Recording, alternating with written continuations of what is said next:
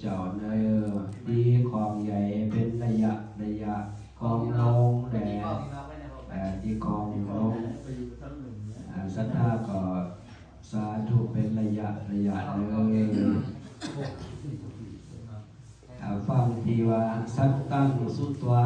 สัตตังสุตวาก็สาธุเถิดสัตตังสุตวาก็สาธุเถิดเด้อภูมิมานังเทวานังสัตตังสุตสาธุละมหาราชิกาเทวาสัตตมนุสาเวสงจัตุมหาราชิกานาเทวานังสัตตังสุตสาธุเทวาสัตตมนุสาเวสงตาวาติงสานังเทวาสัตตังสุตวาตุมาเทวาสัตตมนุสาเวยามานังเทวานังสัตตังสุตวาสาธุเด้อเทวาสัตตมนุสาเวสงตุสิตานังวานังสัตตังสุตวานิมานาราติเทวาสัตตมนุสาอังองติเจนังเทวานังสัตตังสุตวาปรินิมิตาวาสวัตติเทวาสัตตมนุสาเวสงปรินิมิตาวาสวัตตินังวานังสัตตังสัตตังสัจจเทวาสัตตมนุสาเวสงภูมิปาริสัจจานังเทวานังสัตตังสุตวาภูมิปาโลหิตาเทวาสัตตมนุสาเวภูมิปาโลหิตานังเทวานังสัตตังสุตวามหาภูมิ วาสัตตมนุสาเวสงมหาภูมานังเทวาสัตตังสุตตาปาริตาภาเทวาสัตตมนุสาเวสงปาริตาภานังวานังสัตตังสุตตาปมานาภาเทวาสาเวสงอัปปมานาภานังเทวานาสัตตังสุตตาสลาเทวาสัตตมนุสาเวอาภัสสลานังเทวานังสัตตังสุตตาสุตาสุภาเทวามนุสาเวสงปาริตาสุภานังเท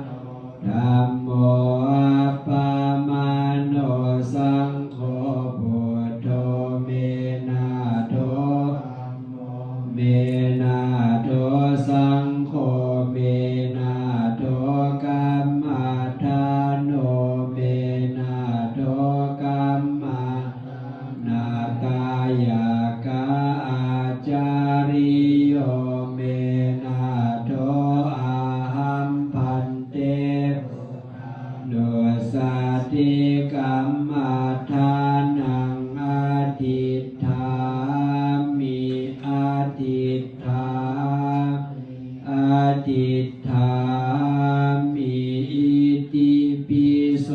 ภะคะวะอะระหังสัมพุทโธวิจาจารณะสัมปันโนสุขโตวิตุอานุตตโรภูริสัตตัมมาสาราธิสัทธามนุสานังพุทโธภควาติสัมมาสัมพุทโธสัมมาสัมพุทโธสัมมาสัมพุทโธพุท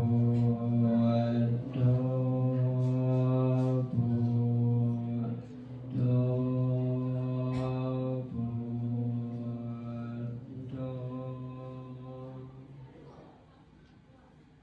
ปมมือวางไว้เนื้อตักปมมือลงไว้เนื้อตักเอามือขวาเต็งมือซ้ายรับตาหับปากตั้งตนให้เสมอดีเสมอดีเนาะยกเข่ามาทุกปายาว่านะโมสามหอบเนาะนะโมตัสสะภะคะวะโตอะระหะโตสัมมา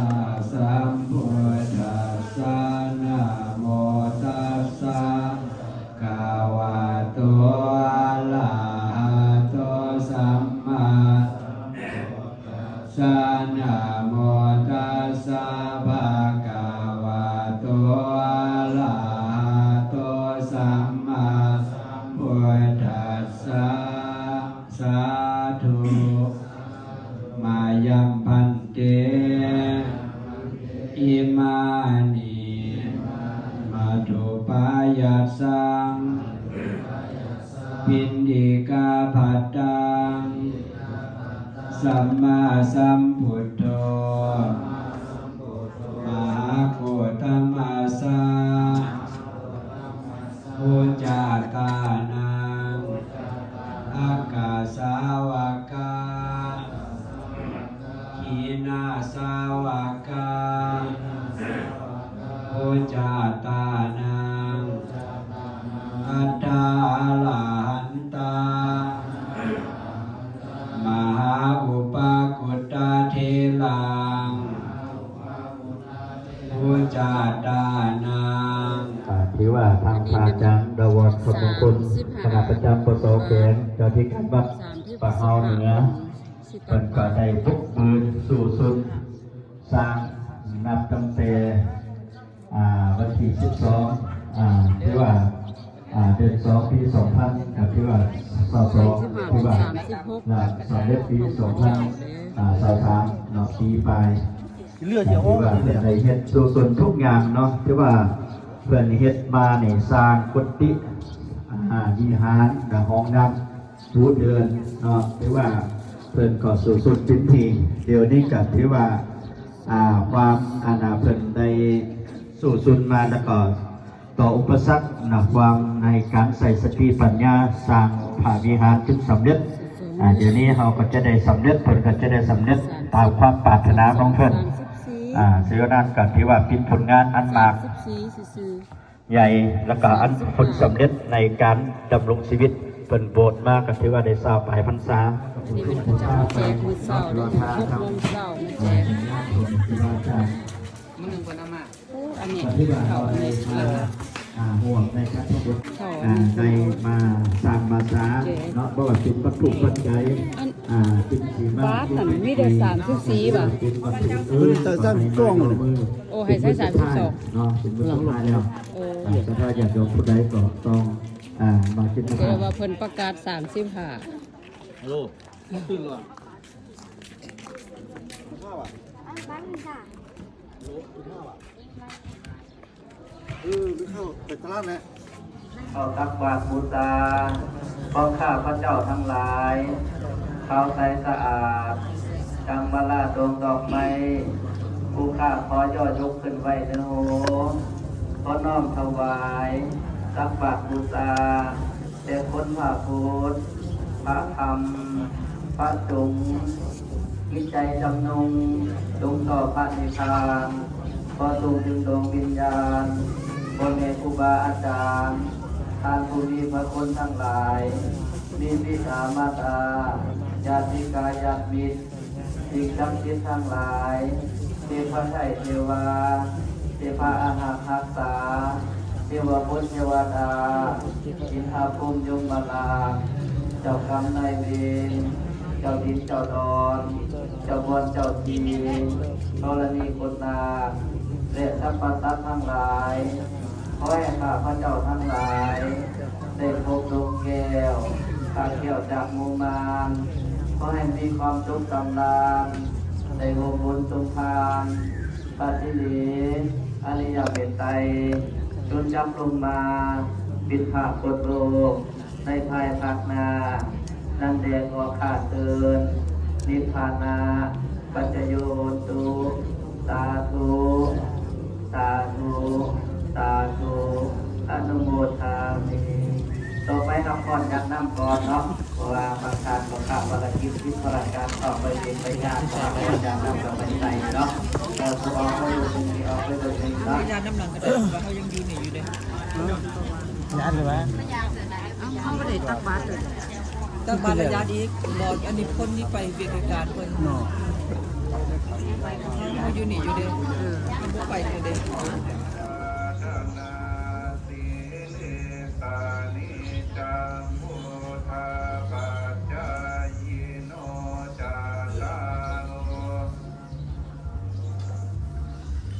อายุวันโนสุขังภาลังเมนาอุปัฏฐายาคุโนตาลาจาริโยปะกาลาจามาตาปิตาจายาตาคามิยามามังสุริโยจันติมา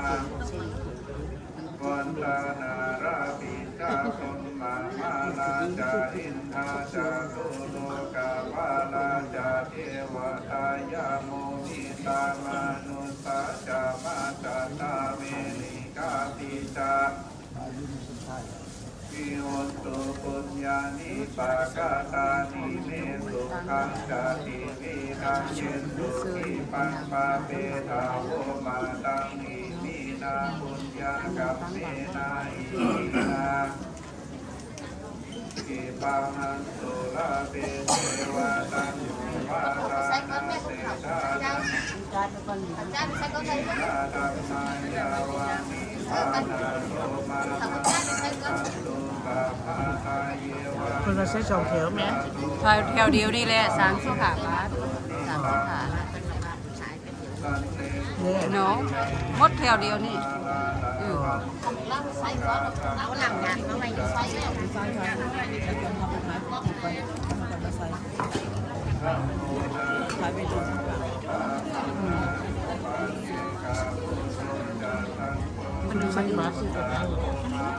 บุญหนึ่งจังนี้มาเอาไปนะ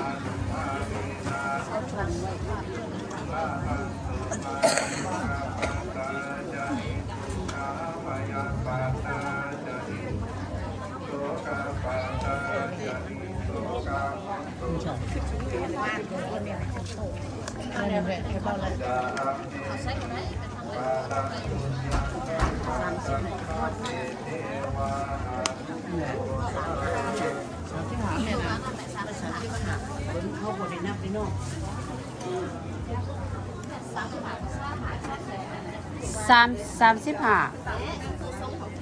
เอาไปตั้งไปไปเข้าไปเลย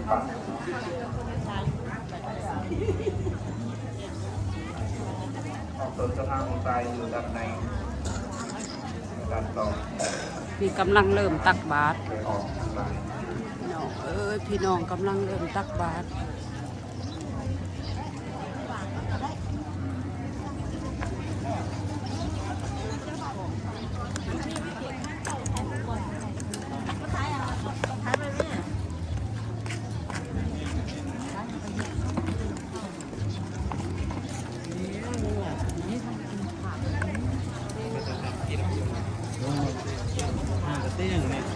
งไหนนี่โอ้ไปนี่มายังยัดตีอะไรด้วยเขาตอกเตียงไง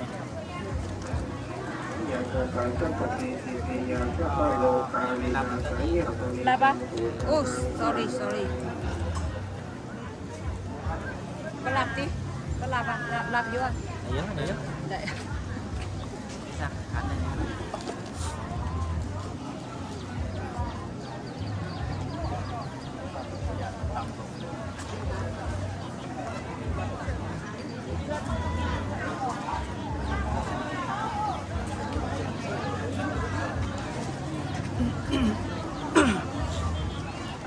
พอเกิดเจริญพรกันนำผักหลักกันนำบาตรพ่อแม่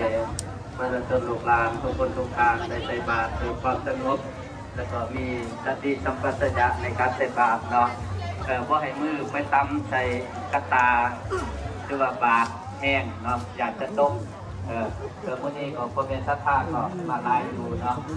มาจากลายปากลายมือลายแขนจากตามปฏิเนาะจะถูกเอาดีอกดีใจนำที่พอมีความเป็นศรัทธาลูกหลานทั้งหลายได้เข้าร่วมจิตเข้าร่วมใจกันในบาตรในโอกาสบุญเจริญฉลองมีทางบัดประคำเนื้อมาหัวใจเต็มกองแก้วแล้วก็เจริญฉลองพุทธิจำนวนตามลำที่วัดได้เห็นขึ้นมาในโครงการปี2024ในโครงการพัฒนาวัดให้เป็นวัดที่เกี่ยววัดตามต่อสว่างแล้วก็จังหวัดที่เกี่ยวนะก็ได้ประมาณ2-3ตัวนี่แหละทั้งทีพ่อแม่ทั้งข้าเขาทางหลายเห็นเนาะค่อยๆใส่เนาะเป็นตรงเดียวค่อยๆยกค่อยๆยางเนาะเพื่อต้องในการต้องข้อการและการดำเนินการฝึกฝนนะ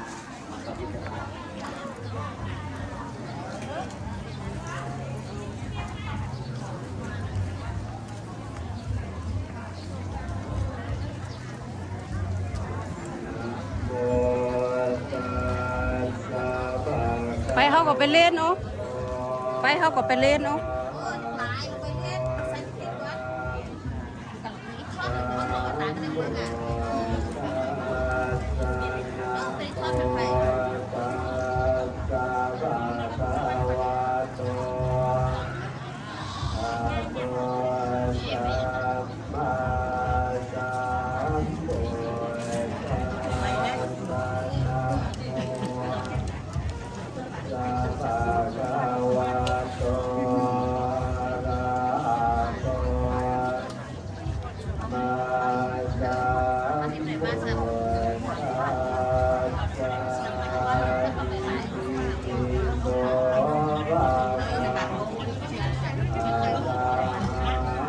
ไปเลยพี่น้องเป็นเพื่อนคนจับเลยนะ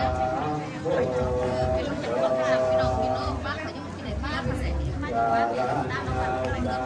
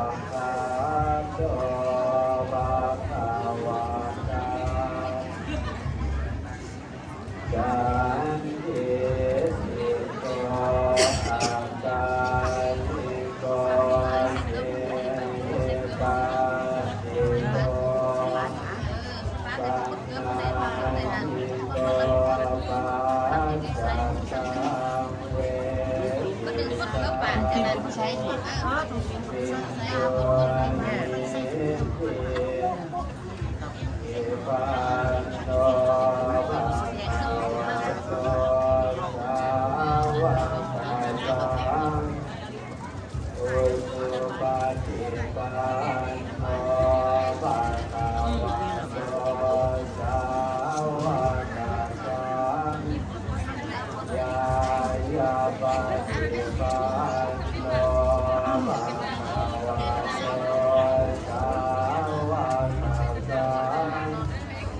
สังฆิปฏิปันโนภะคะวะโตสาวกสังโฆ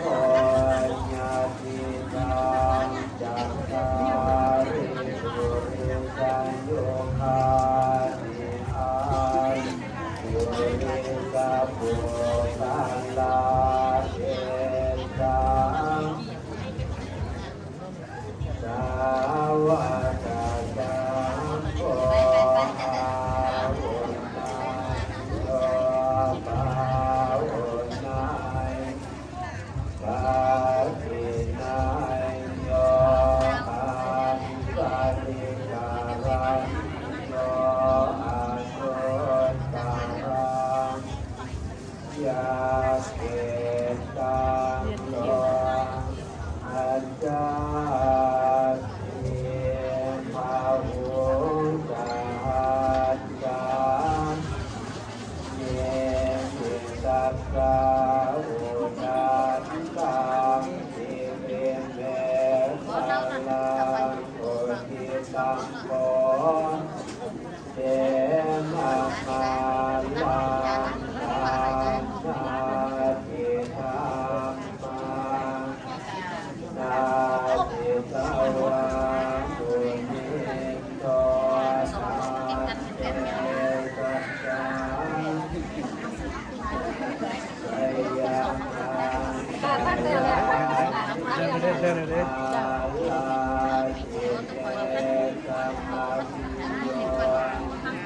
สัมมาราเทโกลาปัญญาลาวะกามาปัสสะตัญญานาอันติสุทัสสะนาติสาวะมุนิโตสาเตสัพพะสุเตสยานาอาลาเนนาลาตาสวะลามาเทมาตังภาวะนิจจานัมมาสังเนวะสุตาตุ เอตาอุเกสาวิทินาจิตาวาอุเนโตเอตัสสะภะวันตุเตสยามังคาลาโอเกตัสสะธรรมติอาทังพุทธาโลนังอาวาติโยสันนาปัฏฐานโอเลมาลาวาเอสิปิปังภะกัมมันโนสิตาวาอุนิโตสัจจาภวันตุเตสยามังอาลันติกาตวนาคาวิยาคาปินิยังปิญญาญาติสันนกายามาเตนันเตนะโสมเวทินาจิตวา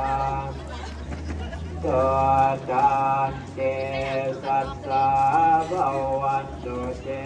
สยามังคาลันสัจจังวิหารปัตติสัจจังกวาทะเกตุตาบิโลปิสัมมานังอาทิอันตังโมตังปัญญา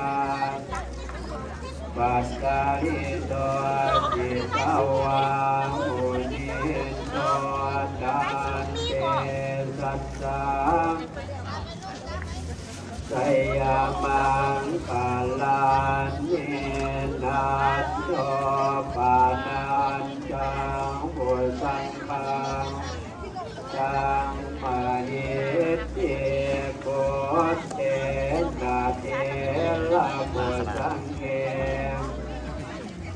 ปัญญาตัวเหตุปะเอ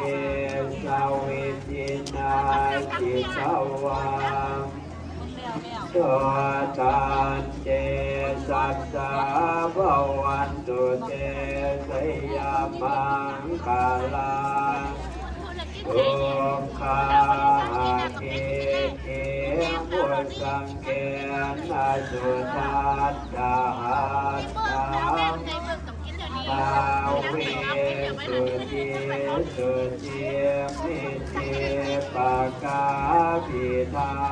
นานาคาเทนาวิจินาจิตวาโมทิโนสัจจาภวันตุเตสยามังปานานิเกตาปิสยามังพลาอัตถาคาทายโยวาจโนเจ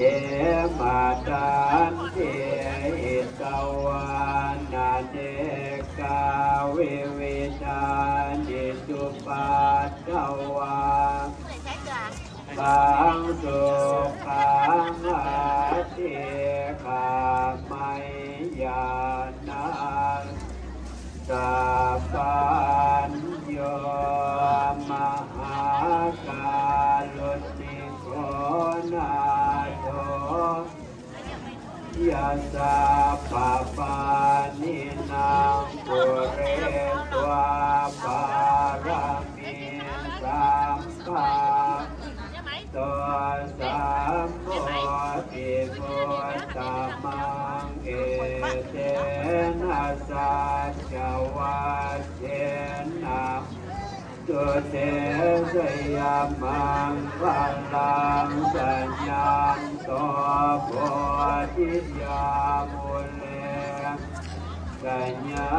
ณังนันทิวัฒโนเอวังโอหิสยาสุสยามังคะเลปะรา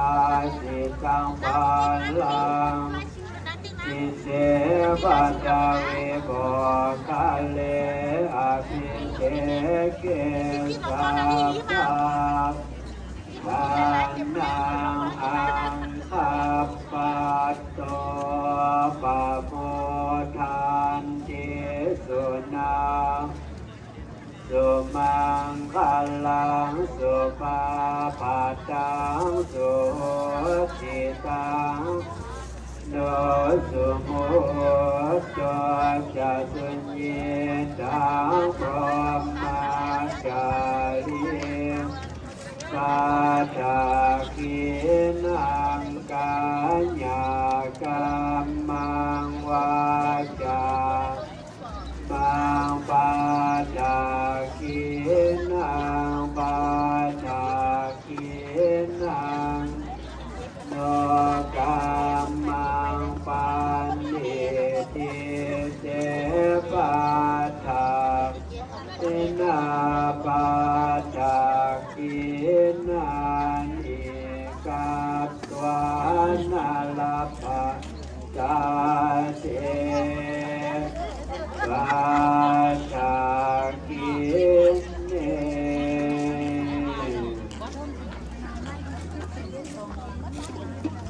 โดยสิบเดียวขอกราบอาราธนานิมนต์พระเดชครูบาอาจารย์ไปพิจารณาพัฒหารเก่าวิธีของพระพ่อขนาดกราบอาราธนานิมนต์ขนาด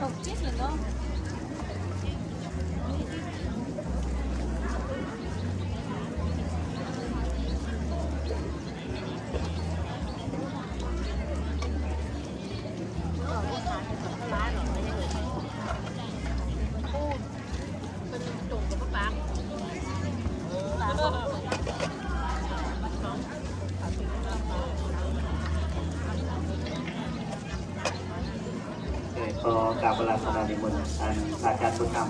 และนำหนาพาทางเปิดไปตามพัฒหารเก่า อยู่ที่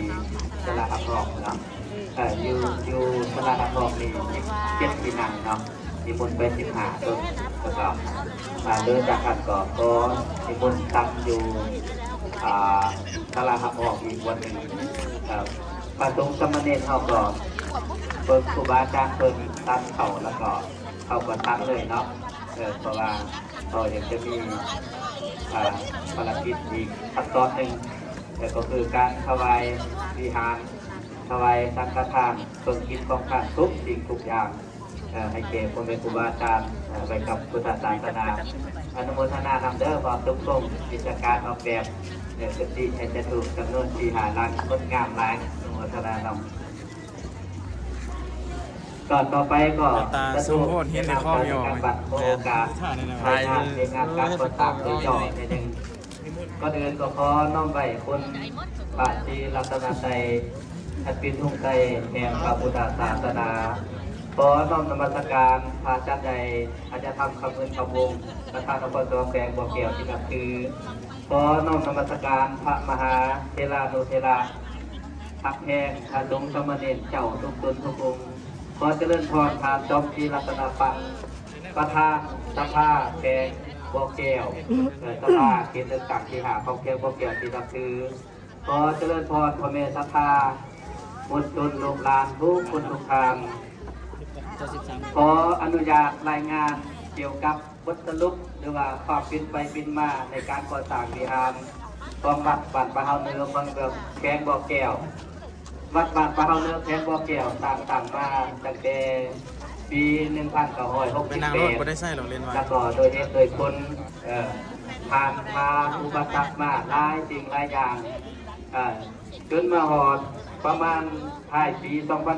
2019วิหารก็ได้ชำรุดทรุดโทรมตามกาลเวลาทางวัดในบ้านก็ได้ปรึกษาหารือกันในการค้นคว้าว่าจะเฮ็ดจะสร้างจะบูรณะปฏิสังขรณ์แนวใดเนาะประมาณท้ายเดือน12 ปี 2009ก็ได้ลองหาในตามออกแบบแล้วก็ได้ผ่านแบบการก่อสร้างในนั้นในวันที่12 เดือน3 ปี 2022ก็ได้ว่างศิลาจารึกยกเสาเอกเสาโทหรือว่าเสาค้ำเสาโคนขึ้นหลังจากนั้นก็ได้เหตุการก่อสร้างตามหน้าที่หน้าเวียนมาเป็นเวลา1 ปี 8 เดือนก็ได้สำเร็จลงในวันที่12 เดือน12 ปี 2023ใช้เวลาการก่อสร้างอยู่1 ปี 8 เดือนสำหรับงบประมาณที่ได้มาก็เป็นงบประมาณของพ่อแม่ศรัทธาทั้งหมดเนาะ408 ล้าน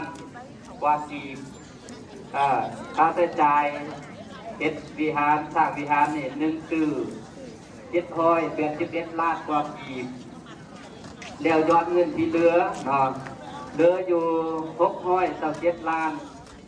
200,000 กว่ากีบเนาะอันนี้เป็นยอดเงินที่เหลือ600 ไปล้านในนั้นทางวัดทางบ้านก็ได้มาปรึกษาหารือคุณค่ากันในการขึ้นแทนว่าแทนพัฒนาวัดในนั้นก็ได้เห็นพุทธิอีกจำนวน4 หลังศาลาหับออกแขกอีก1 หลังบูรณะพระธาตุอีกสร้างห้องน้ำอีกแล้วก็บูรณะปฏิสังขรณ์ศาสนสถานทุกสิ่งทุกอย่างโดยการออกแบบของทานไม่กองคำดงทัจิตทานไสยสอนลักษมีทานจิตกรวิไลภูมิทานวนันทินภูมิไสที่ได้เป็นผู้โดยในการออกแบบในการก่อสร้างเนาะอันนี้ก็เป็นบทรายงานย่อๆในรายงานแบบธรรมศาสตร์เนาะแต่ขอให้พ่อแม่ประชาชนทำหูทำตาไว้ว่าสาธุวัดบ้านปะเฮาเนื้อแล้วก็การจัดตั้งบ้านเปิดระดมคนภายนอกพ่อแม่ศรัทธาทั้งหลายทำภายในในต่างประเทศได้2 ตื่อกว่ากีบมาสร้างวิหารมดตื่อกว่าหรือว่ามด1,700 ล้านกว่ากีบในนั้นก็โดยการประกอบโจรระดมคนภายของไม่ออกกันแก้วชัยบุงพร้อมด้วยครอบครัวที่ผู้ใดระดมคนควายนำพรนำเนนำญาติพี่น้องลุงๆหลานๆลุงเพลินมาประกอบโจรได้ 36,100 ดอลลาร์เนาะแล้วก็มีพอไม่ตรีปัญญาดวงปัญญาเพิ่นบ่ได้ประกอบโจรเฮ็ดปลาเฮ็ดเป็นหยังต่างๆผู้กะโลให้ก็ตกมูลค่าอยู่ 3,500 ดอลลาร์เนาะอันนี้ก็สาธุตั้งหน้าเจ้าอธิการวัดแล้วก็ตั้งหน้าการจัดตั้งบ้าน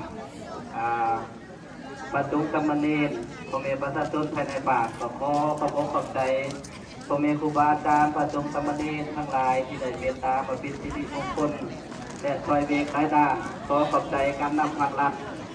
ที่ได้เอาใจใส่เบิ่งแยงอำนวยความสะดวกหลายด้านหลายทางขอขอบใจการนำบาตรทุกท่านที่ได้ร่วมแรงร่วมใจร่วมไม้ร่วมมือเอาใจใส่เบิ่งแยงอำนวยความสะดวกในการก่อสร้างหลายสิ่งหลายอย่างจนสำเร็จไปด้วยดีขออนุโมทนาขอบใจพอทิคุณวิไลตานเมหงตาวิไลตาน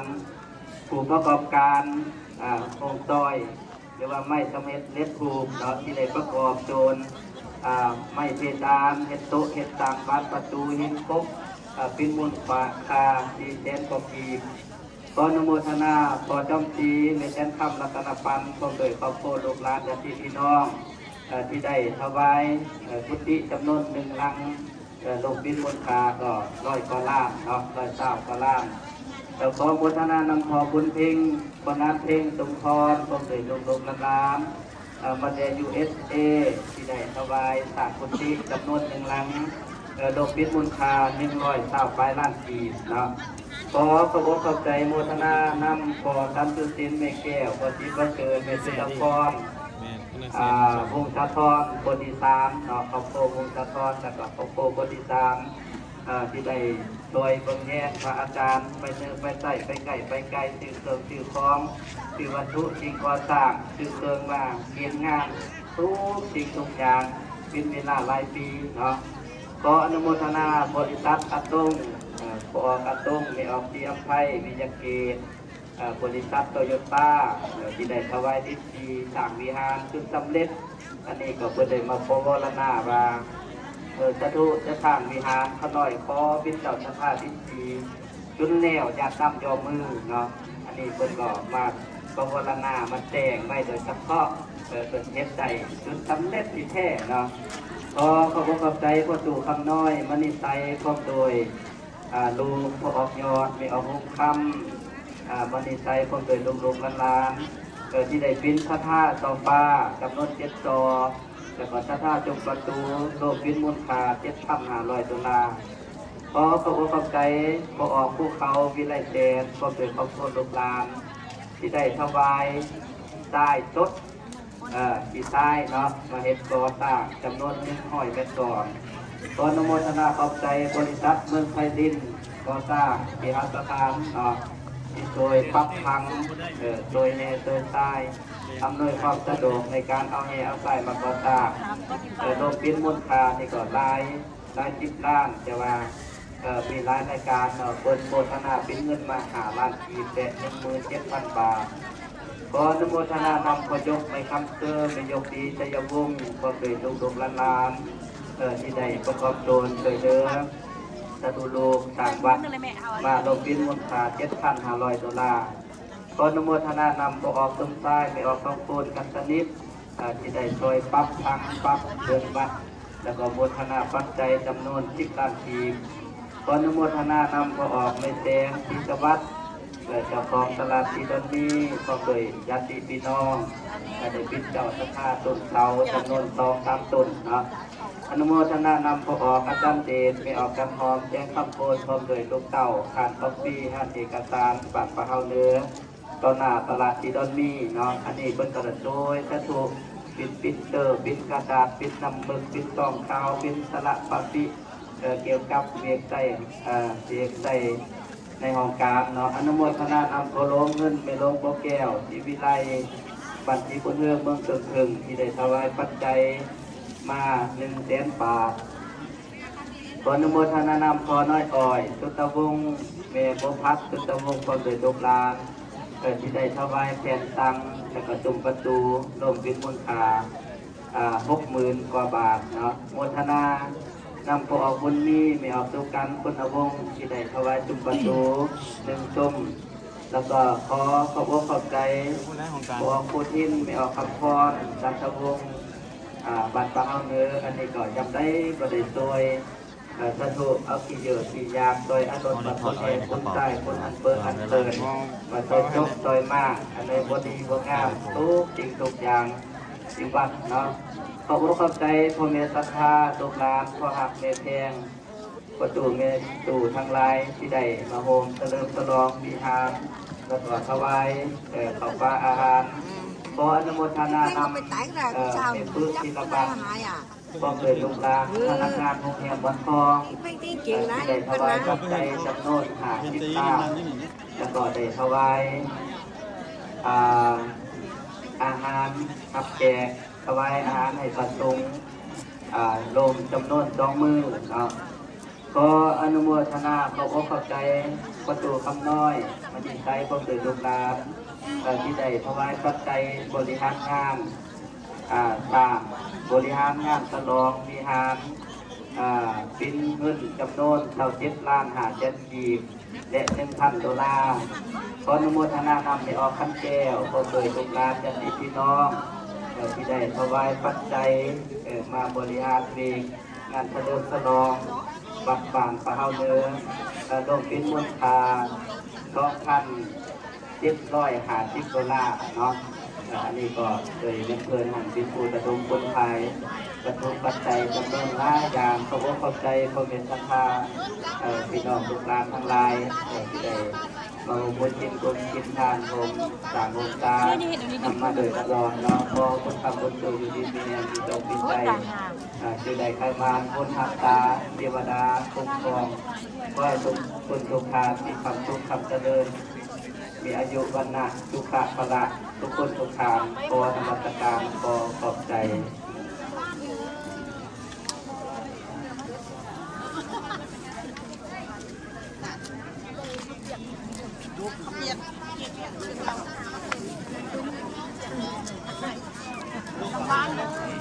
ซับพออยู่ดูยังไม่นอนคนนานอุ้ยมือนี่คือการติดกันเหรอมือนักบุญไหนนี่คือการติด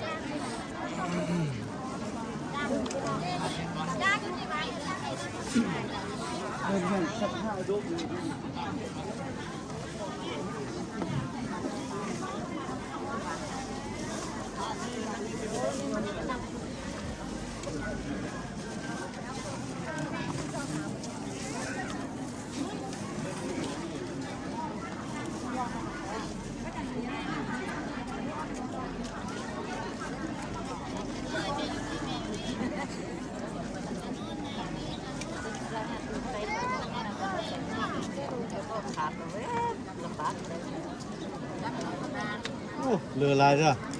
โอ้ใช่ไหมเดี๋ยวนะบาทยังบ่แล้วเธอเนาะคือยังได้อยู่เนาะยังไว้ในยังก็ได้เนาะคือเจ้าบ่ให้ค่อยๆลายพนกูก็ลืมเดี๋ยวจังไรว่าเอ้าสักตัวมือหนึ่งบอกไปมือหนึ่งบอกไปเดี๋ยวการนี้ไม่ได้กินข้าวเนาะกินรวมคนเดียวกินนอกจะพาลูกหลานสำหรับปักเด็กตัวน้อยปักบุญน้ำหวานอาหารการกินทุกสิ่งทุกอย่างเอาขึ้นโต๊ะในใดก็ขึ้นเนาะก็ขอความรู้ไม่หัวมือนำคนเดียวท่านลูกหลานห่อทั้งหลายในการทำประทานอาหารนี่ก็จะบ่ได้สมบูรณ์เนาะไปท่านกินอยู่ในก็กินอาหารทับประทานในอาหารก็เนาะเพราะว่าสถานที่ก็ขับแคบบางคนแบกดินให้ชะดูเจตนีเนาะชะดูก็ต่างแต่เจตนีได้ผู้ใดเนาะเดินอยู่ข้างวัดอิสระเอื้อนดินเอื้อนให้ชะดูก็เนาะชะดูจะปั้นพอดยาวๆให้ปั้นพอดใจให้ประมาณชั่วโมงปลายนั่นแหละอยากได้ดินบักอีกประมาณจัก2 ไร่นี่ก็มันสบายเนาะดินบัดเอามี2 ไร่ปลายเนาะ2 ไร่ปลายน้อยเดียวก็ทำวัดก็ชูความพยายามในการจัดสรรปันโจรในการสร้างพุทธิวิหารกับสิ่งบางอย่างก็บ่สามารถเฮ็ดได้แต่หลายสิ่งหลายอย่างก็สามารถเฮ็ดได้ดังที่พ่อแม่ศรัทธามวลชนทั้งหลายเฮาคิดแล้วก็ภูมิผ่านมาหันเนาะมือหน้ามือไม้บัดใดบัดใดมีเงินไทยที่จะได้เห็นวัดต่างว่าในก็ขอฝากครับการนำทางลัดพ่อแม่ประชาชนการนำกันบา ให้เบิ่งจัดสรรปันโจรจับได้โดยเบิ่งซอยกันเนาะในการสั่งทำวัดวาอาหารจิตวัดจิตว่าเป็นต้นว่าคือวัดทับค่ำในก่อทำมากก็ได้เฮ็ดทอดปลาชื่อดินถวายวัดพระเฮาใต้ก็คือกันเนาะจะเฮ็ดทอดปลาสามัคคีชื่อดินถวายวัดได้จำนวนลายตามเม็ดในนั้นก็เพิ่นก็จะได้มีแผนการมีโครงการสร้างพระธาตุเนาะยุคนี้สมัยนี้ตั้งแต่ปี2009มานี่ก็เห็นรายวัดต่างๆพัฒนาเพราะว่าเขาจะมารอถ่าจะมาใส่แต่บุญญาบารมีของพ่อแม่ครูบาอาจารย์ประเทศเพิ่นสร้างไว้ก็ปิดไปบ่ได้ยุคไทยสมัยมั่งเนาะต้องได้เฮ็ดได้สร้างถ้าเขาบ่เฮ็ดบ่สร้างเขาบ่ได้เฮ็ดบ่ได้แสดงออกบ่ได้รับผิดชอบในความรู้ความสามารถเนาะแล้วก็เฮาก็บ่ได้บุญอีกได้แม่นหยังก็พ่อแม่เฮ็ดไว้เบิดแล้วบ่ได้เฮ็ดหยังจักอย่างนี่บ่ได้บุญได้เดี๋ยวบุญตกหล่นหมดเนาะมื้อนึงเบิดอายุบ่มีบุญตัดหน้ามาก็บ่มีบุญตายเนาะพ่อแม่ศรัทธาเฮาทั้งหลายได้ไปได้มาไปเนื้อไปใต้ไปไกลไปไกลไปทางเบื้องต้นถึงไปไหวพระเจ้าใจหลวงต่อไปไหวพระธาตุลุงพระธาตุพระเจ้าแก้วพวกแก้วเดี๋ยวนี้บนเกาะกำลังต่างวิหารลังใหญ่ๆวิหารเท่าเนี่ยเอาเข่าในต้องลังก็ได้ก็แหละผู้ใดได้กายไปกายมาต่อไปแวะไปเวียนไปเยี่ยมยามทำข่าวไปขอไปโม่ให้กำลังจิตกำลังใจให้ตับให้ยังเปิดแดดเนาะประกอบตัวทำเพลินโอ้เห็ดต่างนี่ผู้ใดบ่เห็ดบ่ต่างบ่ฮู้ได้จนนำตาโต๊ะอกตาย่อยคนนี้บางเธอจนอยากให้เนาะพบปัญหาหลายอย่างก็สามารถเก่งให้ได้แล้วก็มีวัดป่าอ้อยกำลังก่อสร้างประธานเนาะของประธานอบตเมื่อหมดใต้เฮาผู้ใดได้ไปได้มาก็ไปแบกไปเวียนไปเกณฑ์ปัจจัยไปให้ความปรึกษาความรู้เพิ่นก็แห่งดีเนาะไปใส่เพิ่นเรียนเพิ่นภาคเนาะก็มื้อนี้ก็ดีอกดีใจผู้เป็นศรัทธามาจะเลิกมาจะเต้ายังเขาเบาไปมาถ่ายใส่บาตรบ้านนี้ก็ยังบ่แล้วเจอเนาะพอออกเลยพอออกเองเนาะเบิ่งซอยเนาะบ้านอันไหนเต็มเข้าอันเอาก่อนกันมาเลยก็ได้เนาะปัจจัยอันใดก็ตาไว้แล้วเราจะได้บอกเกณฑ์เวทให้พ่อแม่ครูบาอาจารย์เป็นละต้นเป็นละองค์เป็นละวัดก็วัดเท่ากับเป็นวัดหนึ่งที่จัดบุญกินทานพ่อแม่ครูบาอาจารย์เพิ่นก็ได้ให้ความเมตตาห่มไม้ห่มมือมาจนเกินแทนคนนั้นเนาะเพิ่นก็มาเยี่ยมมายามมาให้กำลังใจมาดุงธรรมเนรอยู่วัดเขาจะดูก็ดีอกดีใจครูบาอาจารย์จะละต้นจะละองค์ก็ติดบ่ฟังบ่หลับบ่ไล่อยากเจ็บจับป่วยก็มาเยี่ยมมายามยังเห็นจังตามาเนื้อไม่ให้กำลังใจก็หน่อยขอบใจนะครับที่อกดีใจเนาะใส่ไปเรื่อยๆเนาะแล้วก็ผู้ใดใส่แล้วก็ไปกินหรือว่ารับประทานอาหารอันใดก็ได้เนาะทำกินอันใดทำรับประทานอันใดก็ทำไปก่อนเนาะแต่ก็ทำก็ได้ไปกินเพื่อนแล้วเนาะเข้าตลาดซีดอนมีก็ได้เนาะทำเปิดปักลายจะดูโปรกระจายเลยเข้าตลาดเข้าทำเปิดปากกีเนาะตัวนี้ก็เริ่มเราก็ขอบใจที่พอในการยิ้มเด้อยิ้มเด้อโอ้ที่บอกเพิ่นก็ได้กินยิ้มเด้อในบ้านเนาะเพิ่นก็ได้พวกความโจรโอ้กับเพิ่นกับช้อยทางการกินข้าวเพิ่นอะไรก็พวกเราในบ้านเอ้ยเอาเพิ่นประชุมสะดุดแดงกับดีแดงกับช้อยแดงกับมอเพิ่นก็บ่คักบ่กินจนบ่โตก็เป็นทานเด้ยิ้มเด้อยิ้มเด้ออันเขาอยู่ไปเอาไปหือความยืดยืมต่อที่นำพาสับสาเดี๋ยวยังบ่ยาวๆจะเลื่อนคู่กันไปก็เน้นจะเลื่อนจะบักก็เน้นจะเลื่อนจะบากได้จะเลื่อนกันตรงกลางกินกันดีวัดกับวัดอันใดคุณค่ากับวัดคุณค่าบาทลายกว่าทุกสิ่งทุกอย่างวัดเป็นคุณค่าบาทคุณค่าในการสบายดีเมื่อคืนผู้เฒ่าเขาไว้มาขับลือแข่งกันเนี่ยโชว์หาเจ้าอยู่ผู้เฒ่าผู้หญิงคนมาหลายนี่ท้องน้ำมันมันคอแหนแล้วก็ดังหน่อยมือมันแข็งไอ้ คือเมื่อข้ามหรือ ชอบกินเขาขับหรือแข่งกันแน่ คือว่าเห็นมือกี่เห็นมันนิ้วเดี๋ยวเท่านั้นนะ เออ มาได้เนาะหรือว่าเข้าก็ที่ว่า ฮะลูกสาว ที่นี่เนาะก็ มือดีบ่มาติ ไปใช่ไหมอ่ะ นี่มันลูกไอ้ติ๊บนี่นะ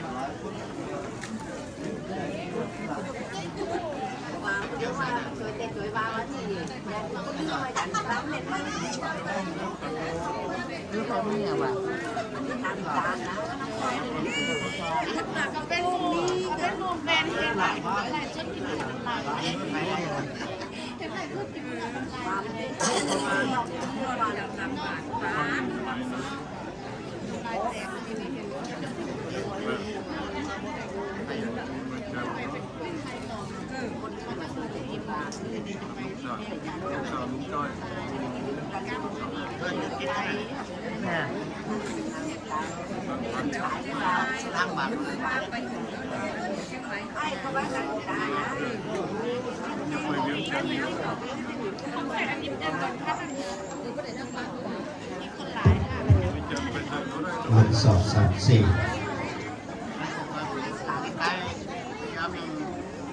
มาสการเจริญพรเป็นศรัทธาญาติโยมชาวพุทธของเราตอนนี้กำลังคณะสงฆ์เขาสั่นเข้าของทุกศรัทธาเขารับประทานอาหารไปเนาะถือว่าเอาทุกศรัทธาหลายทานหลายคนหลายบ้านหลายเมืองภายในประเทศและต่างประเทศถือว่ามาใส่ผ่านการนับคณะสภากับใส่พิจารณาไปเนาะให้มีสติสัมปชัญญะพิจารณาไปเนาะให้ใส่บาตรว่าให้เตะตองบาตรเนาะเขาจนขนมใส่ก็ให้มันตกกรรมการกับเบิ่งเนาะเขาลุนบาตรบ่ให้ออกเด้อให้กรรมการเบิ่งติดตามน้ำกันไอ้จัวให้เนียนเฮาเนาะบาตรเวลาใส่มันเขาจิ้มบ่ก็ให้ยกออกการที่ว่าศรัทธาญาติโยมก่อนที่ว่าตั้งใจเนาะภายในประเทศและต่างประเทศได้มาสร้างมาสาพุทธิวิหารสำเร็จกับเรารอเวลาจะได้ถวายทานอีกจักหน่อยเนาะประมาณขนาดสูงเขาสัตว์เขาแล้วก็จะได้ขึ้นพระวิหารก็จะได้ขนาดศรัทธาเจ้าป่าเราจอดศรัทธากันนับข้อเขียนเรื่องเราก็จะได้ถวายเนาะถวายขนาดอัฐบริขารถวายพระวิหารในคณะสงฆ์เนาะแล้วก็ของจิตของทานต่างๆพร้อมอย่างนับอีกจนจะหนึ่งออกจุดศรัทธาอย่างโยมผู้ใดทำแบบนี้ภารกิจผู้ดักไปทางไหนก็ส่วนเจริญพรอยู่ก่อนนะพระถวายของทานถวายพุทธิวิหารเนาะอันนี้ก็ขอแจ้งจุดศรัทธาอย่างโยมทางไหนเนาะดูก็ให้เอาบุญนำกันการเราสร้างบุญสร้างกุศลในการสร้างวัดนี้ก็เป็นสิ่งที่สำคัญเนาะเพราะว่าวัดนี้เจ้าหุ่นเจิดเรื่องใดก็ต้องอาศัยออกบุญศรัทธาญาติโยมผู้มีใจบุญใจศรัทธาเหตุการณ์เริ่มใช้ในบวรพระพุทธศาสนามาสร้างเนาะวัดให้เป็นบ่อนสักการะบูชากราบไหว้เป็นบ่อนเมียจิตใจของชาวพุทธเราได้มาถึงมาทานศรัทธาญาติโยมขอผลขอเสียสละวัตถุปัจจัยได้มาถึงมาทานมาสร้างมาสร้างวัดป่าเขาเนี่ยคุณสมิทเล็ดลุกลงไปโดยดีศาสตร์เจ้าการจบงานเพื่อที่มีการเป็นการสร้างสาวเป็นประเพณีท้องถิ่นนะครับเป็นเอกลักษณ์ท้องถิ่นของวัดป่าเขาเหนือถือว่าสร้างเช่นต่างวัดอื่นวัดอื่นก็สร้างแบบหนึ่งวัดป่าเขาเหนือก็สร้างแบบหนึ่งเอกลักษณ์ท้องถิ่นความระเบียบเรียบร้อยสร้างได้ขนาดโครงการวัดสำนักถือว่าอันนี้ก็เป็นก่อออกดีไซน์เองสร้างเองโดยคิดปัญญาสติปัญญาผลไปสร้างโดยของพระอาจารย์ระวังธรรมคุณเนาะการที่ว่าเป็นออกดีไซน์ในการสร้างพุทธิวิหารการที่ว่าสำเร็จลุกลงไปดีๆกับจบงามการโดยที่พ่อแม่ครูบาอาจารย์แต่ละองค์จะได้ จิตมาทานจากนั้นก็มีการนั่งคงเพลงการนั่งของเรื่องแล้วก็ต้องนับการจัดตั้งแผนการตลอดพอถึงแล้วก็สถานภูมิที่ผู้ประกอบการแล้วก็ทางสถานอย่างโดยภายในประเทศต่างประเทศได้มาจิตมาทานก็ถือว่าสำเร็จรุ่งเรืองไปดีนี่ก็ถือว่าเป็นบุญของพระมีของพระเดชครูบาอาจารย์โดยเฉพาะก็คือน้ำหนักพระธาตุอาจารย์กบฏโดยอาจารย์กบฏเป็นผู้นำหน้าพาทางมาสร้างก็ถือว่าคนใดมาสร้างก็ถือว่าสถาร้ายทักส่วนก็มาจุดมาทานนี่คือสถาในมาทานหวานมีรับผ่านเข้าไปแล้วในปี4 ปี 5เนาะมีรับผ่านกับสิ่งที่ตะบุญบ้านป่าเฮาใจ300,000 กีบสถานของฐานนักคำดาจิตตะบุญบ้านป่าเฮาใจ200,000 กีบสถานนักปราณีจิตตะบุญบ้านป่าเฮาใจ200,000 กีบสถานของฐานศรีสะบัดเดนนางมาลีจิตตะบุญบ้านป่าเฮาใจ200,000 กีบสถานของฐานเดือนชัยและนางลักษณีอินตาบุญบ้านคนเจ้า300,000 กีบสถานของฐานจิตเทพและนางเจริญพรทำมงคลบ้านป่าเฮาใจ300,000 กีบสถานของฐานสินค้าจันทร์แสวงบ้านป่าเฮาใจ200,000 กีบสถานของฐานสมชายและนางเป็นแสนทุกสามารถบ้านป่าเฮาใจ200,000 กีบสถานของฐานในกองแหลกนั้นและนางอาโนทำมงคลบ้านป่าเฮาใจ100,000 กีบสถานของฐานนางพกกินผักทำบ้านหนักบ่อใจ200,000 กีบสถานของฐานอินศูนย์นางเด็ดเพิ่มสิริป่าเฮาใจ100,000 กีบสถานของฐานนางเสียงคำเอ่ยบ้านป่าเฮาใจ100,000 กีบสถานของฐานสองเพชรพีลาวันบ้านป่าเฮาใจ100,000 กีบสถานของฐานนางของปัญญาทองบ้านป่าเฮาใจ100,000 กีบสถานของฐานนางลาลักษมีบ้านป่าเฮาใจ100,000 กีบสถานของฐานสุนทรและมันทองรังหักสีบ้านป่าเฮาใจ100,000 กีบสถานของฐานในสวนและนางยอง50,000 กีบสถานของฐานนางอยู่คำมงคลบ้านป่าเฮาใจ100,000 กีบสถานของฐานเท่าเรือนและนางบุญนำบ้านป่าเฮาใจ50,000 กีบสถานของฐานเสียงร้องและนางตาบ้านป่าเฮาใจ20,000 กีบสถานของฐานอ่อนนางบุญขาดมงคลบ้านป่าเฮาใจ50,000 กีบสถานของฐานเสียงข้างและนางอ่อนศรีอินทานินบ้านป่าเฮาใจ100,000 กีบสถานของฐานคำเดียวและนางอัมไพวังนาซิบ้านป่าเฮาใจ100,000 กีบสถานของฐานเผ่าพันธุ์ทับและนางแดง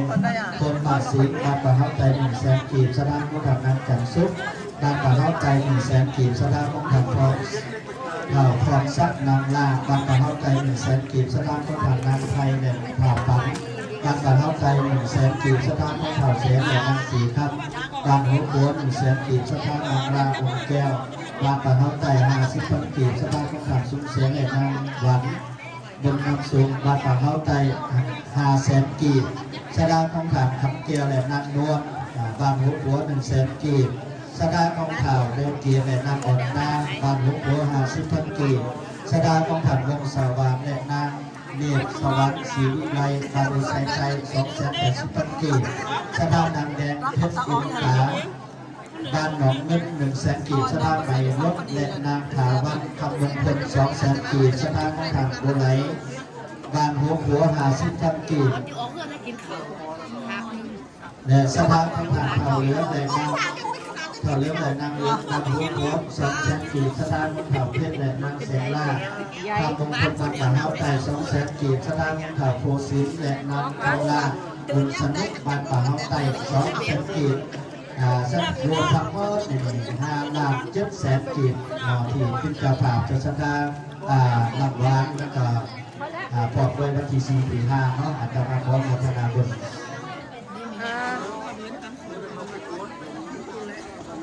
ปันอันนี้แรกเลยข่อย นี่แม่นะกะไปหูเนาะแม่เราสันแค่ดีดักเกิลแค่โปรดสันเลยนะ ข่าวสมคิดนำใส่ใบโป่งเดียวโมทนา200,000 กีบขอโมทนาบุญเนาะอันนี้ก่อนที่ว่า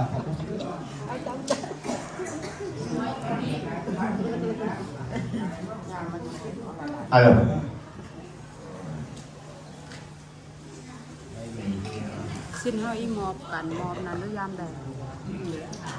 พวกเขามองบ้านเลย ข่อยยังบ่ได้มอบเลย คนมอบเหรอ มีไผบอกข่อยบ่สิฮู้สร้างถามไผข่อยบ่ฮู้ คนมอบแล้วเป็นยังแฮง โอ้บ่มีไผ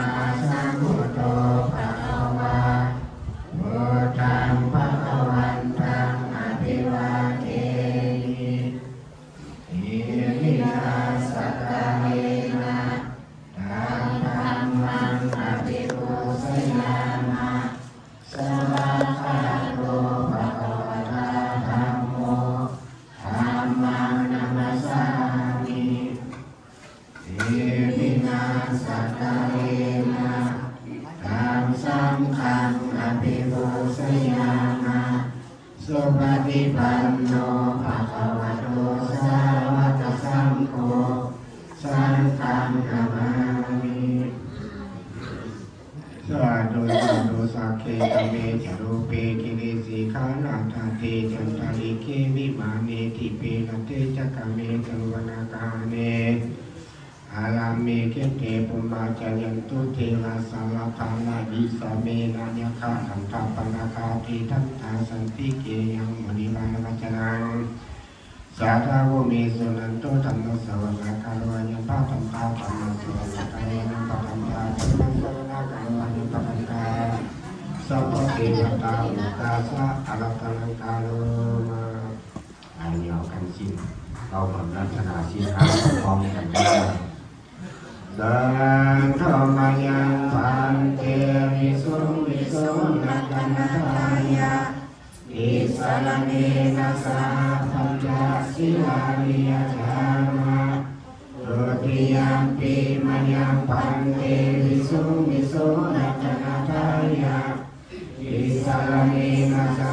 พัญจสิลานิยธรรมะตติยมปีมยังพันเตวิสุวิสุนักนัทายะอิสรเนนะสาพัญจสิลานิยธรรมะ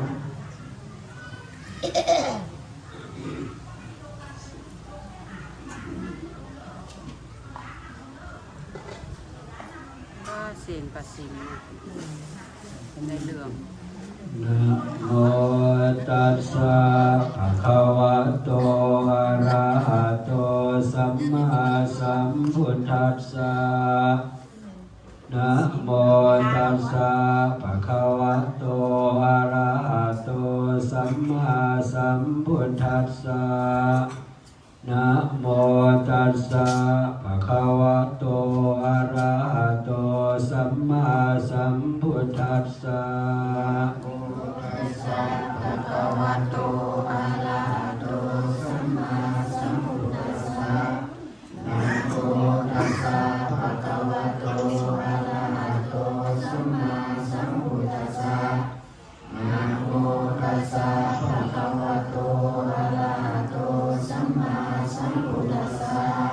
พุทธังสารนังคัสสามิธัมมังสารนังคัสสามิสังฆังสารนังคัสสามิทุติยัมปิพุทธังสารนังคัสสามิทุติยัมปิธัมมังสารนังคัจฉามิ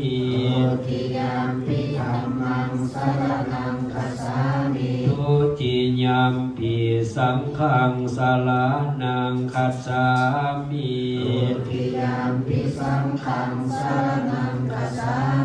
ตติยัมปิพุทธังสารนังคัจฉามิตติยัมปิธัมมังสารนังคัจฉามิตติยัมปิสังฆังสารนังคัจฉามิติสรณะคัมมนาเดมัจยังปันเทปัตตาเดสังฆทาเด นานาคตุกานิสาปริบาลานิปฏิกันันตุธัมมากังทีกาลกังอัฏฐายานิตายาสุขายาสาเดทานพระภิกขุสงฆ์ผู้เจริญผู้ค้าทั้งหลายไม่มีเจ้ามลสตาภายในมีพระมหาดาวรคำมงคลเป็นเขาภายนอกมีท่านไม่บุญมีแก้ววงศาในบ้านเป็นเขาพร้อมด้วยเท่าแก่พ่อแม่ศรัทธาทุกคนขอน้อมถวาย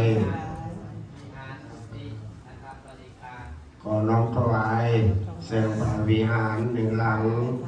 พร้อมด้วยกุฏิ3 หลังและนานาวัตถุทานทั้งหลายเหล่านี้ให้แก่ทานพระภิกขุสงฆ์ขอทานพระภิกขุสงฆ์จงหาเสียงสังฆทานพร้อมด้วยนานาวัตถุทานทั้งหลายเหล่านี้ของพวกข้าพเจ้าทั้งหลายต้องเพื่อประโยชน์เพื่อความสุขเพื่อความเจริญความบุญและศรัทธาพวกข้าน้อยทั้งหลายตลอดสิ้นกาลนานเทิน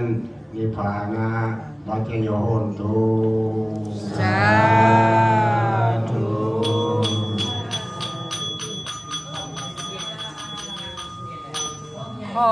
ของใหญ่อยู่เนาะคนเนาะของอาจารย์ก็มีนะ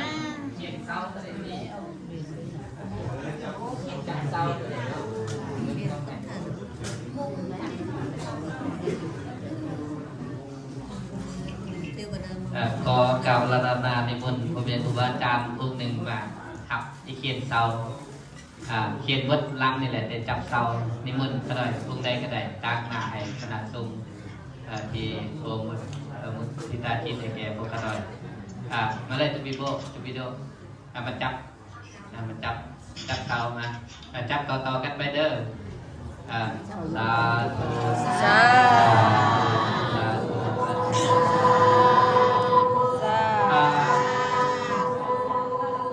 ขอเชิญบรรดาทานที่ได้อ่านรายชื่อไปหันขึ้นมาเกณฑ์สังฆทานเนาะขึ้นมาเกณฑ์เลยเนาะท่านได้อยู่ก็ท่านนั้นมาก่อนก็ได้เนาะ ไอ้ปันเคยไป มาเกณฑ์ให้มันครบนี่แล้วก็คอยจับเอาอีกทีหนึ่งเข้ามาเลยเนาะ ไป เข้ามาเลยถ้าถูกอ่านไม่กี่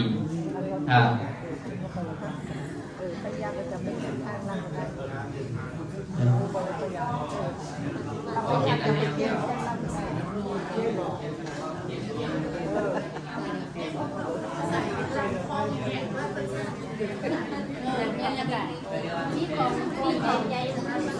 ของอันมุ้งมุ้ยหันนะ ขอกับชี้เข้ามาพี่เนาะ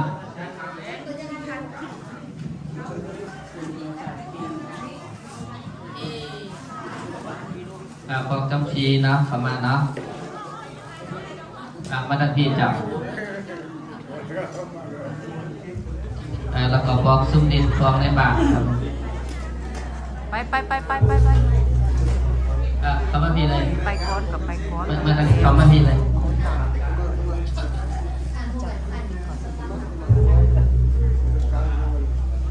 ใครยุ่ยใส่กับเคสหันกันแล้วหรอวะ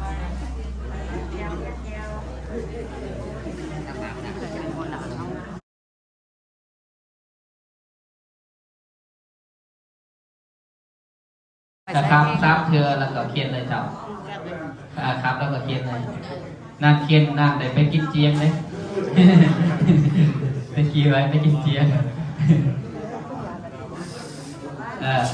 สะดวกได้ก็เข้ามาหันเนาะเอาเมื่ออันหนึ่งพอทิ้งขึ้นเอาเมื่อเนาะเคียนเลยในบาทเคียนไปเลยสาธุเคียนแล้วก็ยับมากๆเนาะพวกเจ้าไปจับกันนั่นเคสได้เคยไปจับกันคนนี้ค้านี่ก็แม่นพอเท่าคำน้อยมันเขียนเลยจับอันไหนก็ได้เพิ่มเลยลูกหลานแล้วก็โมเมนต์ศรัทธาบัดแดอเมริกาทุกทางเข้าใจไหมมาเลยเขามาเลยเนาะเขียนได้เขียนเพราะว่าถ้าซุกเอาขึ้นมาพวกครบ องค์หนึ่งเขียน2 อันไว้ก่อนก็ได้เนาะแล้วเพื่อนจะไปแบ่งกันเนาะองค์หนึ่งเขียน2 อันไว้ก็ได้เขียนจนครบทันแหละเขามาเขียนเขียนมันหมดแล้วมาเขียนเพื่อไว้แล้วก็เพื่อนจะไปแบ่งกันเพราะว่าลายองค์ก็ได้ขึ้นมาเนาะขึ้นมาแต่13เนาะ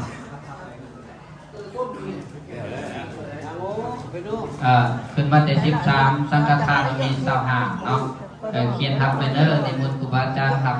ตั้งหน้าทับไปให้เด็กไปแม่ลุงอินคำเขาได้ลุงแสง ยัง ได้ไป ขา เล ไหน ย ขึ้นมาเลย ลุงไหมลุงอินคำไปแม่ เขียน2 อันก็ได้ว่านั่นเขียนอีกก็ได้ว่าเขียนอีกเพราะว่าเพิ่นขึ้นมาหมดนี่อย่างนั้นหนึ่งบอกใช้คำกับมาว่าเอาเขียนไปเลยเอาเขียนไปเลยบอกใช้คำเอาการเขียนไปเลยเขียนเพื่อไว้เจ้าเอาเขียนเพื่อไว้บอกใช้คำทำอะไรท่านใดยังไม่ได้เขียนเนาะท่านใดไม่ได้เขียนวัดละบ่เนาะอนุโมทนานำกันเนาะเอาเขียนเพื่อไว้ต่อไปรัตนาเขียนแล้วก็เพื่อนให้พรฟังเทศคารวะจับคารวะ อันนี้มันต่ำนี่บ่เห็นสั่งแล้วบ้าง มองกันนี่ นางสูงโพด ขันกัน จิ้มคาน กายเยนวาจานิวาเจตัสสาวาปุเตกุกามังปะกะตังมะญายังปุตโตปฏิปันนันตุอัสยังกังพลังตะเลสังวริตุอมุเตกายเยนวาจานวาเจตัสสาวาธรรมเมเป็นเกียรติเทิดก่อนทานจอมศรีรัตนปันนอกเลขาพักแขวงประธานสภาประชาชนแขวงบ่อแก้วเจริญพรการนำพักรัฐทุกขันพอออกไม่ออกอันเป็นเก่าศรัทธาสร้างพระวิหารและศาสนวัตถุต่างๆภายในบ้านป่าห้าวเด้อก็มีทานในบ้านเป็นครบเป็นเก่าเนาะตลอดถึงพอออกไม่ออกศรัทธาหลายบ้านหลายเมืองหลายประเทศแต่มื้อนี้จนโตผู้ขาจนโตเฮาก็รู้สึกอบอุ่นก็คือมีความปิติยินดีเป็นอย่างยิ่งที่ได้รับนิมนต์เข้ามาโฮมการฉลองวิหารใหม่กุฏิและสิ่งอื่นๆที่เป็นศาสนาวัตถุอยู่ภายในวัดป่าห้าวเนินนี่ก่อนอื่นจุดโตขน่อยอาตมาขอแสดงความดีอกดีใจเป็นอย่างยิ่งนำพระอาจารย์ดาวรคำมงคลคณะประจำอปสแขวงเจ้าราชการวัดป่าห้าวเนินทานในบ้านทานในบ้านใหม่พ้นมีเกี่ยวพงษาเนาะพร้อมโดยพ่อแม่ศรัทธาทุกทานไปในบ้านป่าห้าวเนินเฮาที่ได้พร้อมจิตพร้อมใจกันสร้างพระวิหารขึ้นมาหนึ่งหลังในนี้ก็มีการประกอบสวนจากหลายฝ่ายบ่ว่าฝ่ายสงฆ์นักท่องเที่ยวขันแขวงเมืองวัดพระสงฆ์สมณเณรทุกทุกองค์ก็ได้มีส่วนโฮมฝ่ายนอกก็มีการนำพักรัฐขันแขวงขันเมืองโดยเฉพาะของบ้านป่าห้าวเนื้อห้าวนี้ในนั้นก็ยังมีพ่อแม่ศรัทธาต่างประเทศสหรัฐอเมริกาจากหลายรัฐเนาะอันนั้นนักก็คือแคลิฟอร์เนียนี่ได้มาเป็นก๊กเป็นเก่าเป็นเจ้าศรัทธาสร้างสาหมายถึงว่าถึงไปในประเทศต่างประเทศนี่อันนี้ก็นับว่าเป็นการโฮมมาปางบุญใหญ่คือมาจอยกัน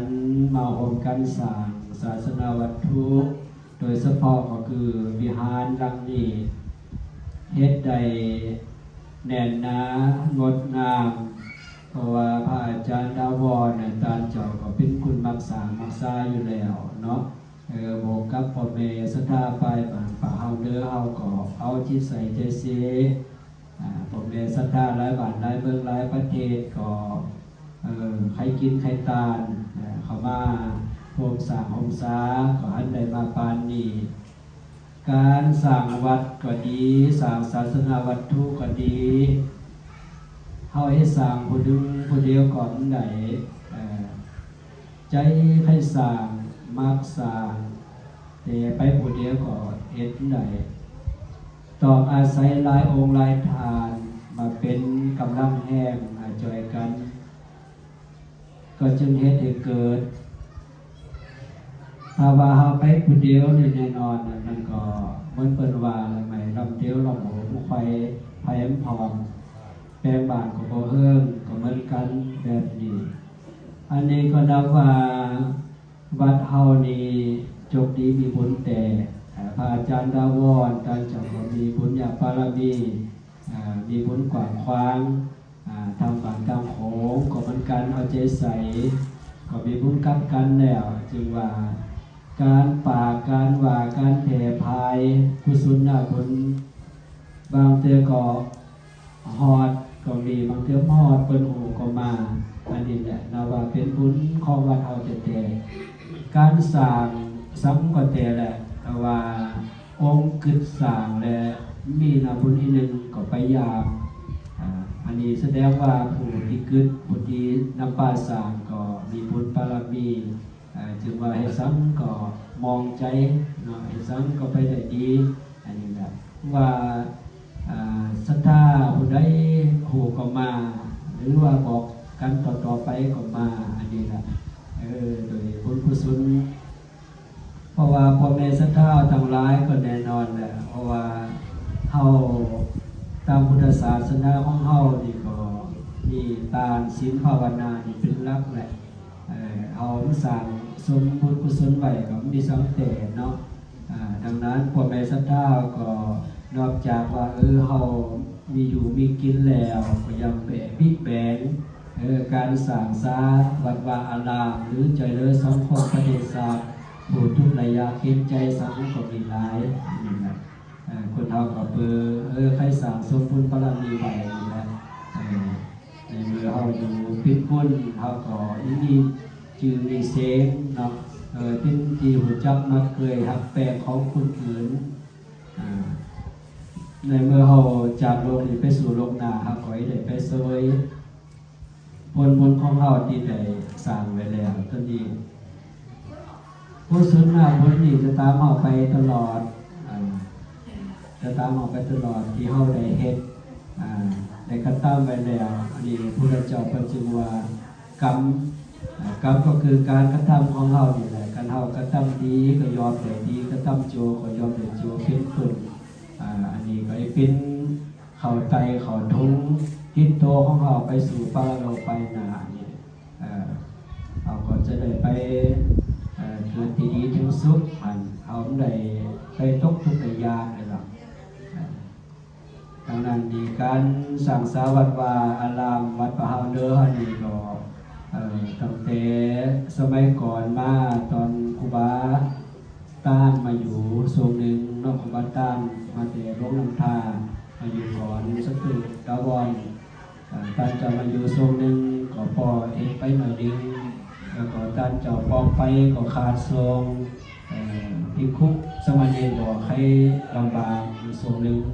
แล้วก็ตามพระอาจารย์ดาวอนเนี่ยเขามาอยู่ก็ได้มาที่เติมมาวางแผนสั่งสามาเลยจนมาถึงวันนี้ก็หันได้ประจักษ์ตาว่าสิ่งก่อสร้างต่างๆพระวิหารก็ดีกุฏิก็ดีหอกองศาลา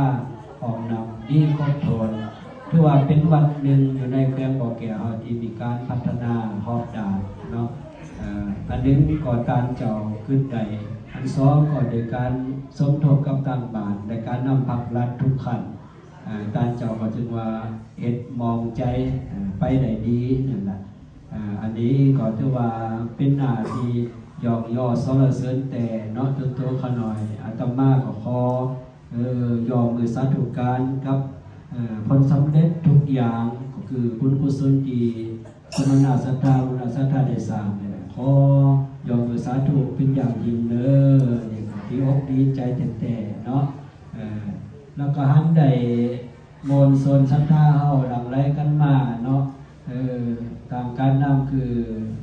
บอกจอมสีเพิ่นก็อยู่ในขันแป้งเพิ่นก็ได้ปะได้ละ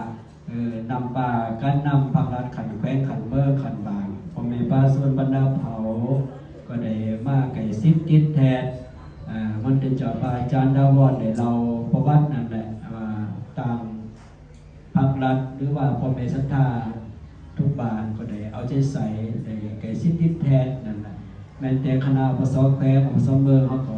ได้ไก่ซิบจิตแทนเหมือนกันนั่นแหละอันนี้ก็ถือว่าเป็นการโฮมไม้โฮมมือกันระหว่างองค์การพุทธศาสนาสัมพันธ์ลาวของเขากับ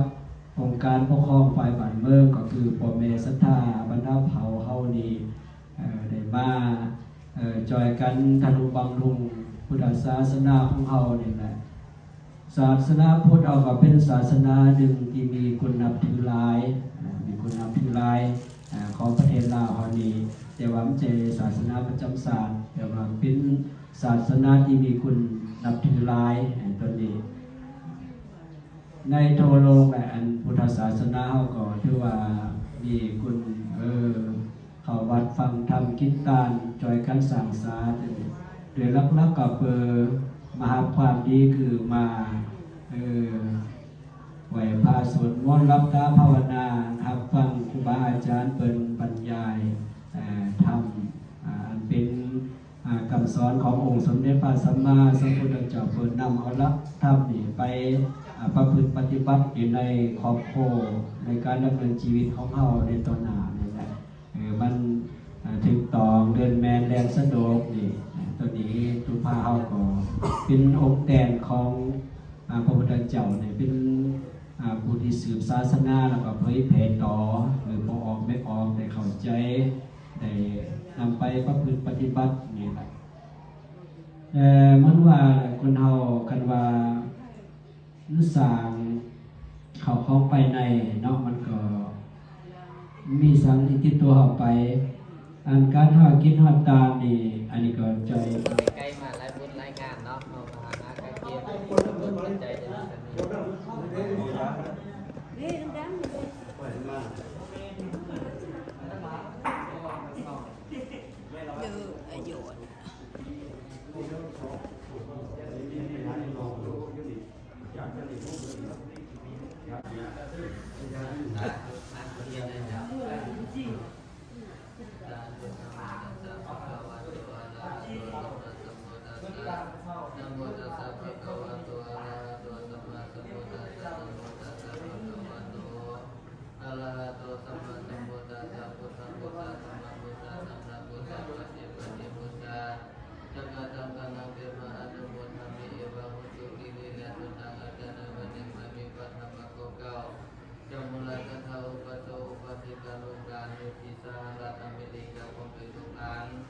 บ้านเมืองบ้านป่าเมืองเมืองใจเมืองบกแก่ของบ้านกันมาคงการตกแต่งสร้างทำแต่แล้วจะตุกตะละบุกโดยกนำโภชนาอาหารกีฬานาปัจจัยตัวกองพยาธาทั้งหลายมุขมุนีมาถวายเป็นพุทธบูชาธรรมบูชาสังฆบูชาปฏิบัติบูชาอยู่ในเขตเดียวกับสัพพะการโตวุฒิสันนบุญเทยาวัตถุทันทั้งหลายมุขมุนีไปไว้ในข้างหน้าเวลายังเจ้ากรรมในเวทอดีตสัพพะจุบันนาสัจเจ้ากรรมในเวทีมีชีวิตวิญญาณตลอดวัฏวัฏตาจะตั้งราชสนิทมิตรสหายคงมีครูบาอุปัสสยาอาจารย์หาภูมิพระคุณทั้งหลายคงเป็นเจ้าอินทร์กระดอนเจ้าบนเจ้าอีวิญญาณยังมีสัมภเวสีที่ได้อานิจจารังกันไปสู่ปรโลกนาคงเป็นเทพในเทวทิปาอารักษาเทวภูเทวดาทั้งหลายว่าสันนิเทศดิเลวท่านทั้งหลายได้กินได้เสวยบุรีโภคนิโตอัญญพุทธวิปัสสปานะปัจจมโรปัตตานุโมทนามมายังนำมาตามมาคิกังไขเวทปุปะหัสสะปัทวะปุกะจมุลสัทธาอุปโจอุปสิกาลุมาตังอาริยยุสุกัสสวัสดีบายจะจนันเตยกายกานันจุกมิติเกดิลิเป็นปุณสัทธาอุปโจอุปสิกาลุมาทั้งหลายทางเดมากระทำจำในแล้วเป็นวัจเวนะปัจจุยันกิหาภาว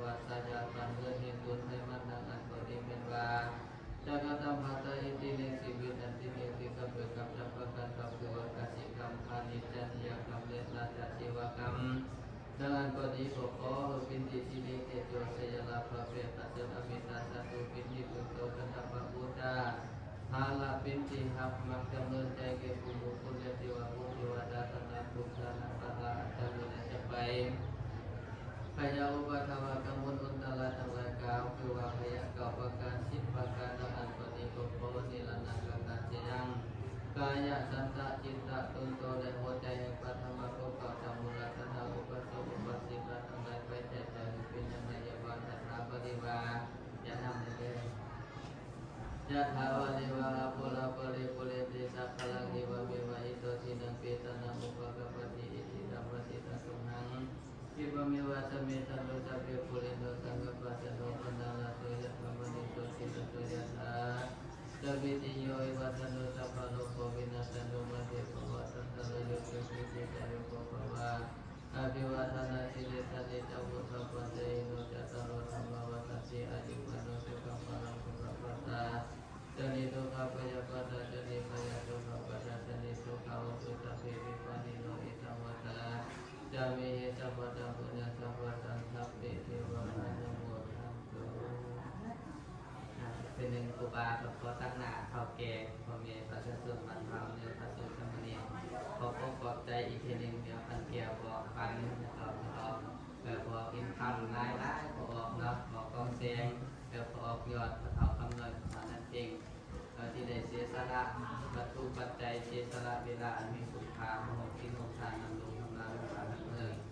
จนสำเร็จตัวลงไปโดยดีครูบาก็บังว่าจะมีโอกาสและโอกาสหน้าเนาะถ้ามีก็จะได้ผูกพันประสานงานในการสืบต่อในการสร้างสรรค์พัฒนาวัดวาอารามไปตามยุคตามสมัยตามเมืองไทยของเราเนาะจึงได้ขอฝากขอฟังวัดป่าเฮาเนื้อแล้วก็พระสงฆ์สมณีโมทัมโมที่ได้มาบังคับใจถึงจะอยู่ไกลก็มีได้ก็ติดต่อผูกพันมาได้เนาะมาเกิดเมืองนอนของเราใส่กันขาดใส่กันซาก็อยู่ให้ก็ได้แต่ว่าเพื่อลืมบาดเกิดเมืองนอนเนาะเพื่อเดินทางกับบาดกับซองเดินทางตลอดปลอดภัยก็บุญจิตทิฏฐานบุญของเมียครูบาอาจารย์บุญทุกสิ่งทุกอย่างปกปักรักษาเดินทางตลอดปลอดภัยมีโชคมีชัยนำบุญนำกุศลนำคุณงามความดีไปวัดขอบวัดโพวัดที่วัดนอกวัดโพวัดล่างวัดคุณเนาะขออนุโมทนาขอบใจหลายๆเด้อ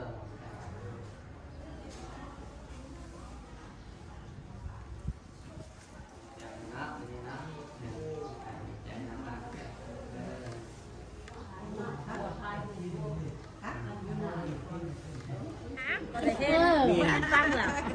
ท้ายแล้วท้ายเจ้าแล้วท้ายคือว่าโต๊ะ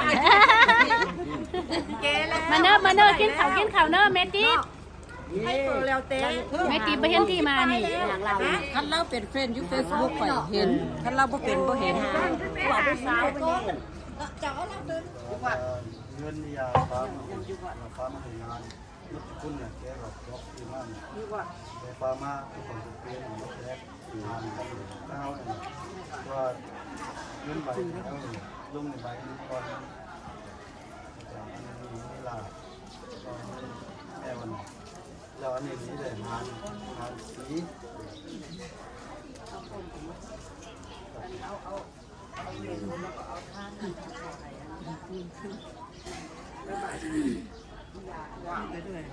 โอ้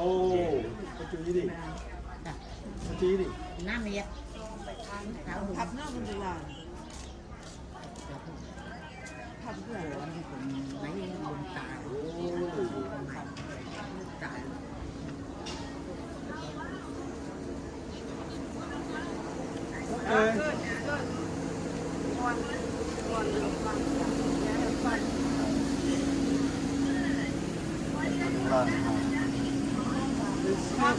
kind of like 70s, no?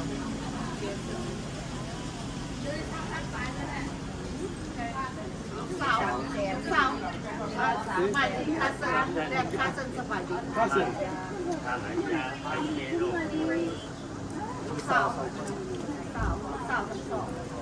ลุงตรงนี้ราคาได้ลูกเคยซ้อมได้ลูกหลับจุ๊บๆนะมีฝ่ายจุ๊บๆหมดพวกร้านละลงนานแต่หานกันแล้วเปล่ามุ้ยเกี่ยวหอม ลูกนานคือมันลอยที่ลาไปลอยไปแล้วเดี๋ยวเมนูมาหมอกที่ลุงนี่แหละก็ต้องพักหลังตั้งเพลงกันเลยแบงกันที่ตอบความหมายกันพยายามมีความรักความใยกันนะลุงเอาไว้เพื่อมาทำแบงกันเราจะปล่อยว่าตรงนี้จากนี้แบงนี้ไปก่อนมากับจิตมาทานรถ เขาจะมีแนวใจหลายเลยเข้ามานี่มานอกโลกทำผมว่าอยากให้เราไล่ไม่เจอตัวเรา ว่าเหลียวเนี่ยเราแล้วกินไปยังไปก็เมาหัวเป็นเท้าอยู่ห้องน้ำหายเป็นตัวหัวไปกินชั้นเจ้าโผล่มาตัวพ่อร้องเดียว แล้วค่อยอันยัดเปลี่ยนก็ได้เข้าไปเปลี่ยนจะเอาแล้วก็เอาให้ตกลาคุณที่อยู่ทางทักไปที่ลาฟังได้กินยานี่อันนี้โดลาด้วยนึกโกใน3,300เลยลูกก็ได้ค่ะเป็นอยู่ตลาดที่เดินมีเนี่ยเป็นโรคชาไปเที่ยวเจอแต่ชาเพี้ยนได้ชาเขาวุ้นเจอแต่เขาเจอคนในซอย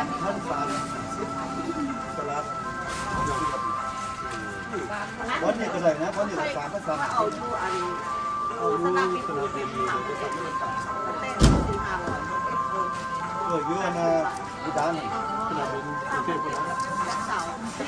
วันที่1วันนี้3 ภาษามือได้บาง คือมันมืดแล้วถึงลงนะ ใส่ทำไรก็ย่างไว้หน่อยถ้ามันเข้าไปดูได้ใส่ก็ดูเรื่องว่าเปลี่ยนได้เปลี่ยนได้ไปเปลี่ยนเลยเขาบอกเปลี่ยน เสียมันหนามาเตียนเอาได้เยอะไป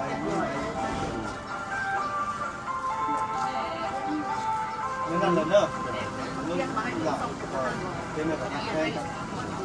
เราเรียกคนก็เยอะโอ้โห เรียนแล้วเป็นมาคือว่าบอมเป็น เป็นอย่างนี้ด้วยนะ